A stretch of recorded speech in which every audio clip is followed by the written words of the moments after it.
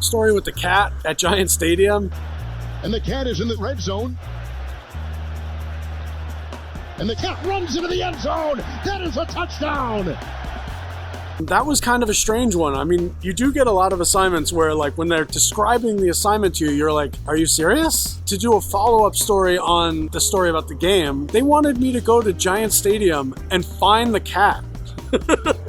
Which, when they told me that, I at first thought they were joking, so I was laughing. And then my rewrite was like, no, they're not joking. They really want you to go find this cat if you can. So I went to Giants Stadium and I grabbed a couple of the guys from the security team. I told them exactly who I was and what I was doing and why I was there. I'm there to find this black cat. And I thought they were just going to laugh at me and say, get out of here. But they said, yeah, there's a whole tunnel full of them underneath this stadium.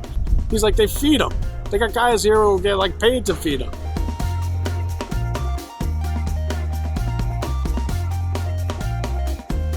And they called the guy who feeds the cats, and he explained to me how it all went back to when the Meadowlands were basically big horse stables for racetracks, horse racetracks, and that the way that they dealt with the vermin problem, the rats and the mice and stuff, was to get cats, and that eventually, over the course of like 50 or 75 years, they had hundreds of colonies of cats living in these areas in the Meadowlands.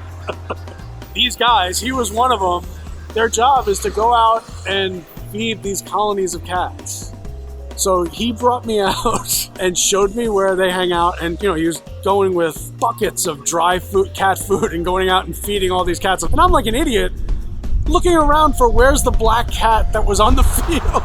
And I'm actually using a picture on my phone from the story of a close-up shot of the cat. He comes up to me and goes, let me see that picture one more time. And I show him the picture, and he was calling it lucky because it was running around on the field and being around all those people and still didn't get caught. He's looking at the picture of this cat and he goes, I think I know where this cat is. And he takes me over to this other office, on the grounds of the stadium. He walks me over and he's like, that's Lucky right there. And he points to this one cat. It's got all the same exact markings on it. It's the same size. I was like, I can't believe this. I was sent out here to find a black cat. And I think I might have actually found the exact cat. There was just as much emphasis on getting that follow-up story as there was on getting follow-up stories to really important criminal justice stories or really heavy-duty political stories. That's the strangest thing, if you ask me, is that these stories that are goofy, that are funny, that are crazy, go find me the cat at Giants Stadium. There's just as much expectation, there's just as much emphasis on getting that story as on any other story. So just because the story's topics can be, wacky, like this one is wacky, that doesn't mean that maybe you get it, maybe you don't, That's not the attitude. The attitude is, go get me the cat. Expectations are just as high for wacky stories as they are for serious stories.